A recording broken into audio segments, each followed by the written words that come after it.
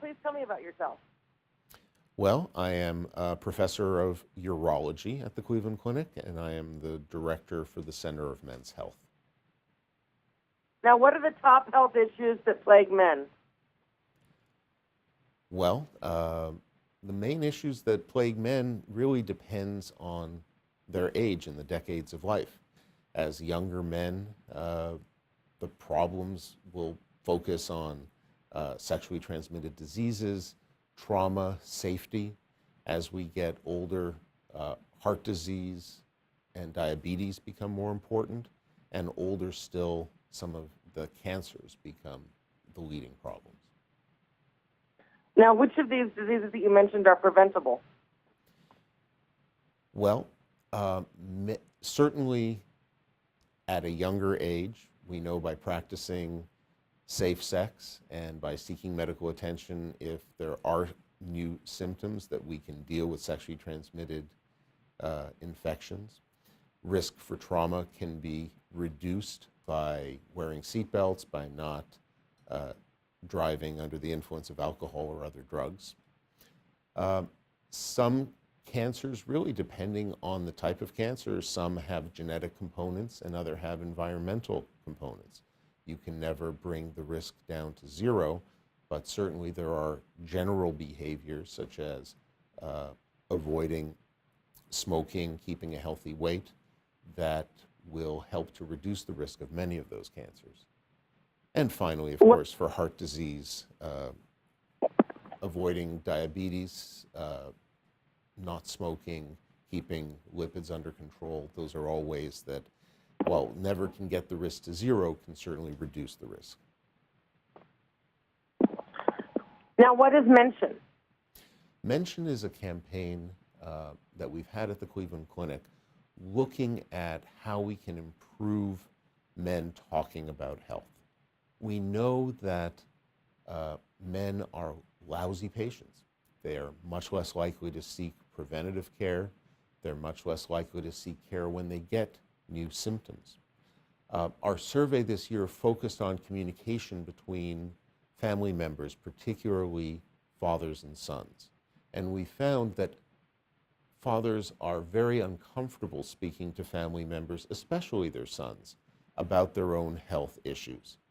But surprisingly, sons are regretful that their fathers and father figures haven't spoken more to them about the health. So what we're trying to do is help start that conversation, make men feel comfortable speaking to their sons both about their own health issues and about the diseases that run in the family, and also to be a role model for their sons in terms of seeking preventative care and taking care of themselves. How soon should dads talk to their sons about health issues?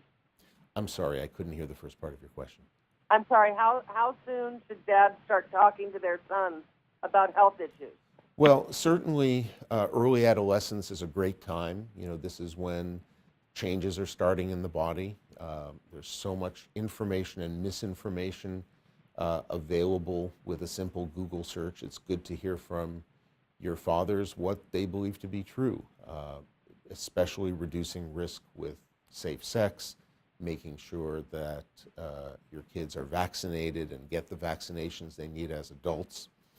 And then again, having that discussion, making sure that your son knows what diseases may run in the family.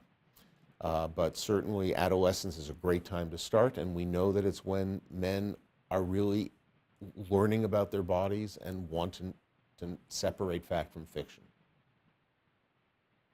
What are some questions that fathers and sons should discuss? Or what are some questions that a dad could ask to get the conversation started with his son?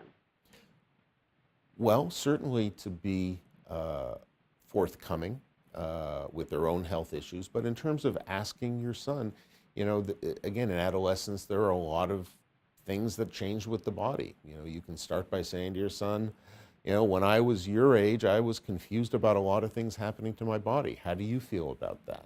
Is there anything you want to talk to me about that? That would be a great way to start, at least at that age. Why is it important for men to have these conversations?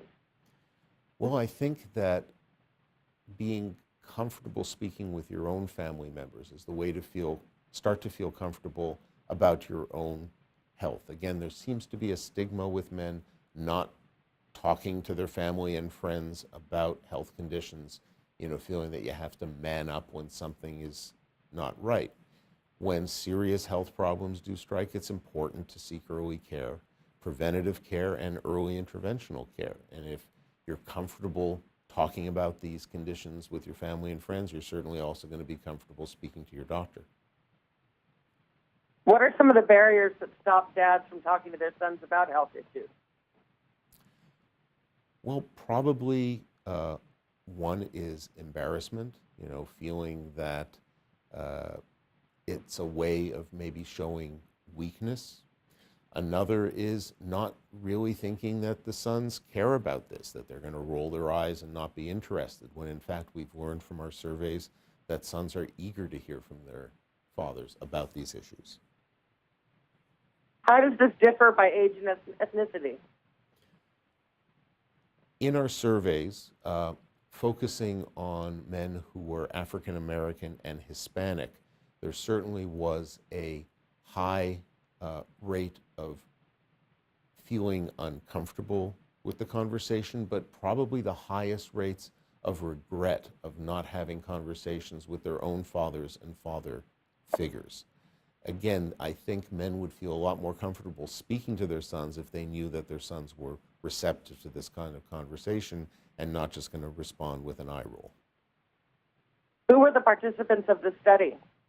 Well, this was a national phone-based study of, I believe, about 500 men. Where can we find more information about the study? We have information at our website, clevelandclinic.org/mentionit. There you'll be able to see the results of the study and also resources to help start the conversation within your own family. What can we do to change how fathers and sons talk about health and break this cycle? Well, I think providing information, making it okay to have these conversations, the kind of information you're disseminating on your own show is a great way to start.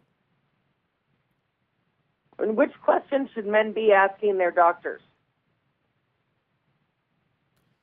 Well, I think it depends a little bit on why you're seeing the physician. If you're going in for a preventative visit, you start by asking, how am I doing? What should I be doing better? Am I up to date on my vaccines?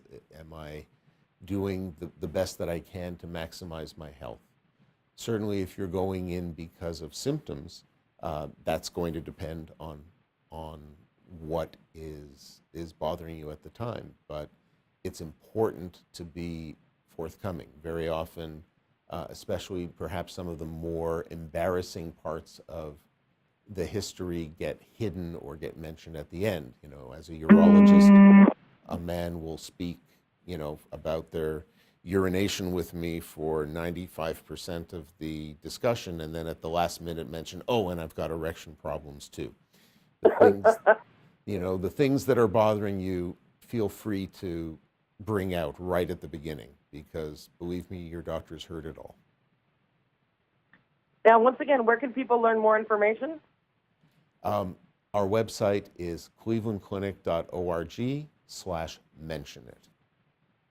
Now, with men, are there some standard time periods where people should get certain tests?